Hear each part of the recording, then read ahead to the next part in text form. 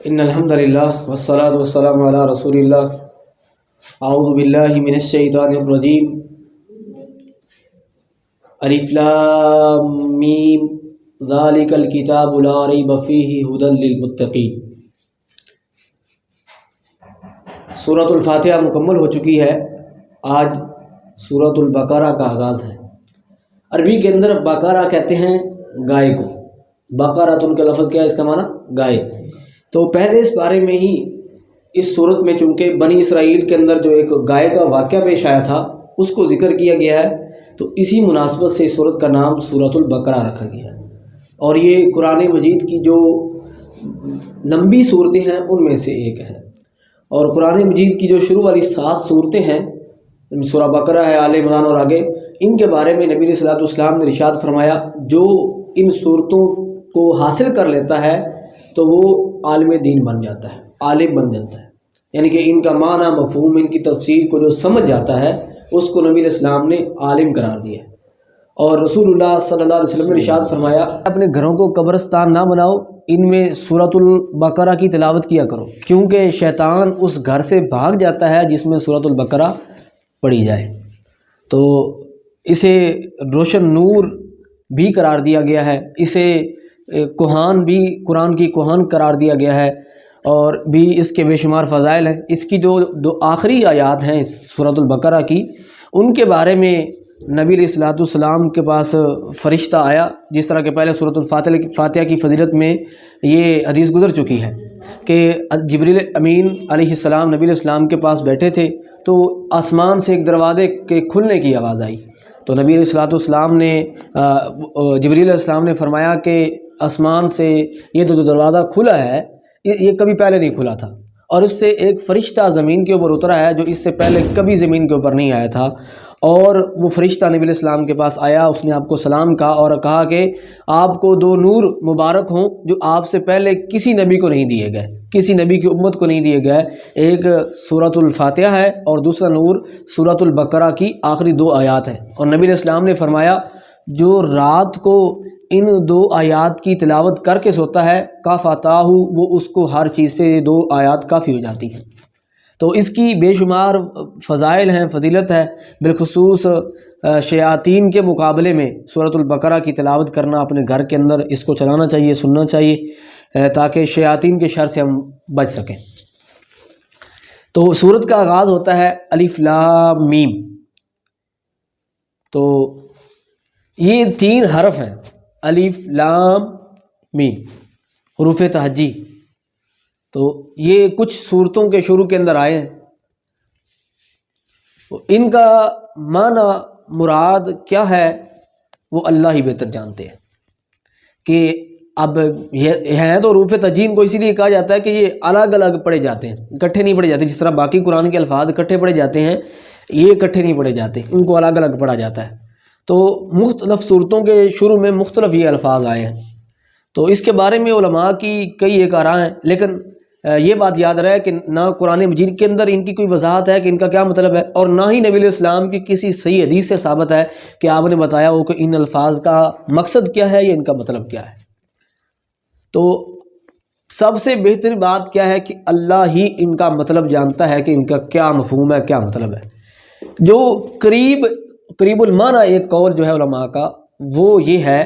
کہ ان الفاظ کے ذریعے اللہ تعالیٰ نے دراصل لوگوں کو چیلنج کیا ہے۔ قرآن کو کہتے تھے نا کافر کہ یہ شاعرانہ کلام ہے، یہ نعوذ باللہ محمد صلی اللہ علیہ وسلم نے اپنے پاس سے بنا لیا ہے، تو اللہ تعالیٰ نے فرمایا کہ مطلب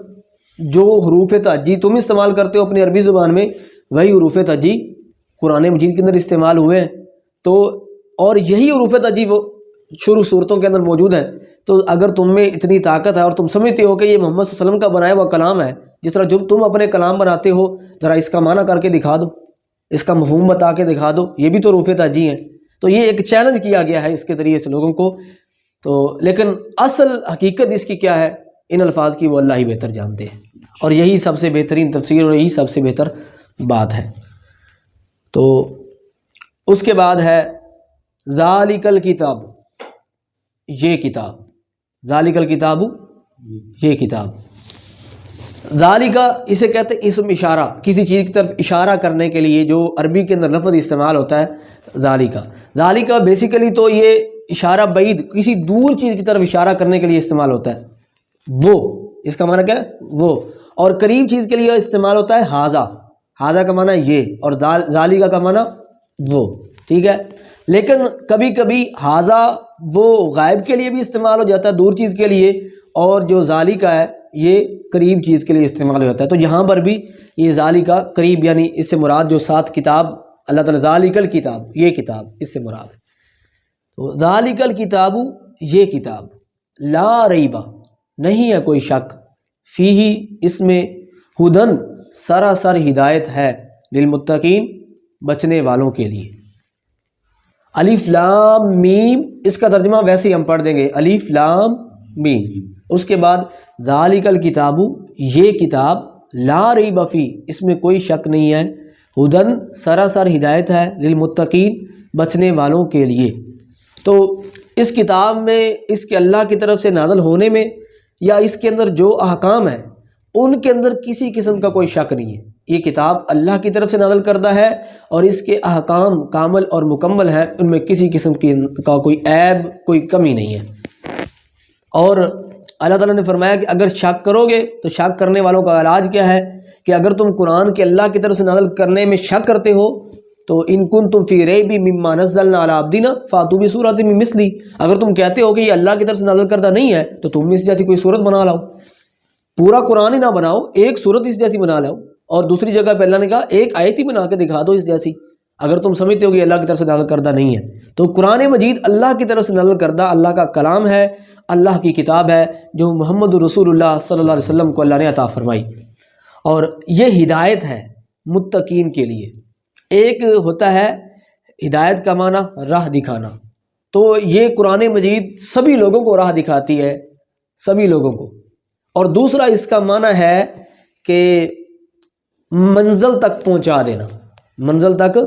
پہنچا دینا، اور وہ صرف متقین کے لیے ہی ہے، منزل تک، کیونکہ منزل پر وہ پہنچے گا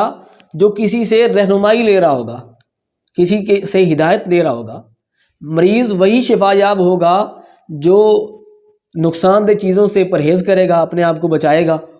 منزل تک وہی مسافر پہنچے گا جو کسی راستے پر چلے گا۔ تو متقین جو کہ اللہ تعالیٰ کی طرف سے رہنمائی کے مطابق اسی راستے پہ چل رہے ہیں، تو انہی کو منزل مقصود ملے گی اور اس تک وہ پہنچیں گے، اس لیے یہ متقین کے لیے ہدایت اسے قرار دیا گیا ہے۔ تو متقی کون ہے؟ متقی وہ انسان ہے جو ان کاموں کو کرے اور ان کاموں کو چھوڑ دے جن کی وجہ سے وہ سمجھتا ہے کہ ان کو نہ کرنے سے اور ان کو کرنے سے آخرت میں میرے لیے خطرہ ہو سکتا ہے، یعنی جن کو کرنا ضروری ہے ان کو چھوڑے گا تب بھی آخرت میں خطرہ ہے انجام کے برا ہونے کا، اور جن کو نہیں کرنا چاہیے ان کو کرے گا تو تب بھی انجام برا ہے، یہ جانتے ہوئے وہ نیک اعمال کرتا ہے اور برے اعمال چھوڑ دیتا ہے، تو یہ متقی ہے، بچنے والا ہے۔ تو ان لوگوں کے لیے اللہ تعالیٰ نے قرآن مجید کو ہدایت بنایا ہے، وہ ہدایت جو ان کو منزل مقصود تک، منزل مقصود کیا ہے کہ مومن کی جنت اللہ تعالیٰ کی، اس تک پہنچا دے گی۔ اللہ تعالیٰ ہمیں گناہوں سے بچنے، نیک اعمال کر کے متقین کی صف میں شامل فرما دے، اور اللہ تعالیٰ ہمیں کتاب و سنت سے حقیقی مستفید ہونے کی توفیق عطا فرمائے۔